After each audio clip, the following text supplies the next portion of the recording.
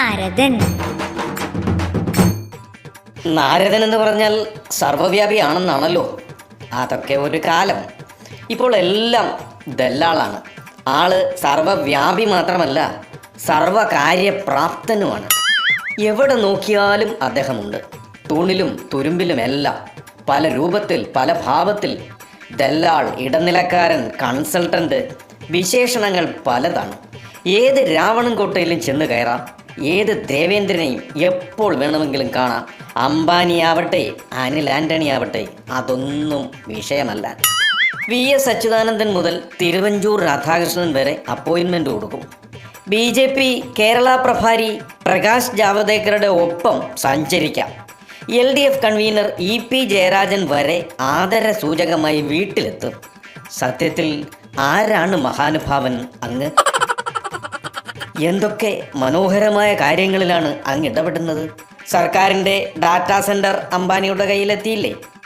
സർക്കാരിനും റിലയൻസിനും ഇടയിൽ മധ്യസ്ഥനായി നിന്ന് റിലയൻസ് ഫ്രഷ് തല്ലിത്തകർക്കാൻ നടന്ന സഖാക്കളെ ശാന്തരാക്കിയില്ലേ?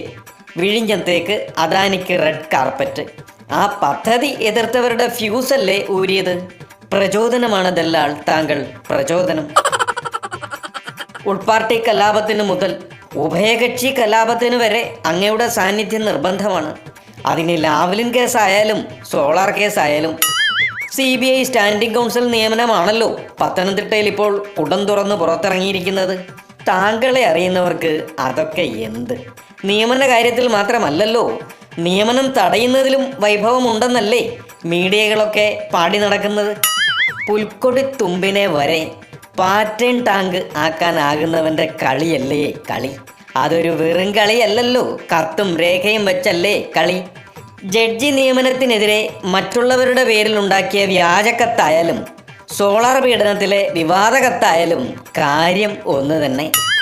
ഇങ്ങനെയൊക്കെ കർമ്മനിരതനാവുമ്പോൾ അല്ലറ ചില്ലറ പേഴ്സണൽ കേസുകളൊക്കെ വന്നില്ലെങ്കിൽ അതല്ലേ മോശം? അനധികൃത സ്വത്ത് സമ്പാദനം, വ്യാജരേഖ ചമയ്ക്കൽ, അപ്പോൾ പിന്നെ ആദായ നികുതി വകുപ്പ്, ഇൻ്റലിജൻസ് ബ്യൂറോ, CBI, അതൊന്നും അങ്ങയ്ക്ക് വിഷയമാവില്ലെന്നറിയാം. ഇതിനിടയിൽ ആരെങ്കിലും കേസിൽപ്പെട്ടാൽ വേണ്ടത് ചെയ്യാനും റെഡിയാവുന്ന ആ മനസ്സാണ് മനസ്സ്. സെലിബ്രിറ്റികളുടെ കാര്യമാണെങ്കിൽ പിന്നെ പറയേണ്ട കാര്യമില്ല. ആനക്കൊമ്പോ സ്ത്രീ പീഡനമോ എന്തായാലും വിഷയമില്ല, ഇടപെട്ടിരിക്കും. അതാണ് സ്പോർട്സ്മാൻ സ്പിരിറ്റ്. ഇതിലെല്ലാം ഉപരി പണം പിടുങ്ങാൻ മാത്രമല്ലല്ലോ, പണി കൊടുക്കാനുമില്ലേ കഴിവ്? അപാരം തന്നെ, അപാരം. കഴിഞ്ഞ അസംബ്ലി തെരഞ്ഞെടുപ്പിൽ പുതിയ പാർട്ടിയുടെ പേരിൽ ചിലയിടത്തൊക്കെ സ്ഥാനാർത്ഥികളെ നിർത്തിയത് നാരദന് നല്ല ഓർമ്മയുണ്ട്. ഏതായാലും ഒന്നുറപ്പാണ്, അങ്ങൊരു വ്യക്തിയല്ല, പ്രസ്ഥാനമാണ്, മഹാപ്രസ്ഥാനം. നാരദനും തീരുമാനിച്ചു വെറ്റില വാങ്ങാൻ. എന്തിനെന്നല്ലേ? ദക്ഷിണ വയ്ക്കാൻ. നാരദൻ.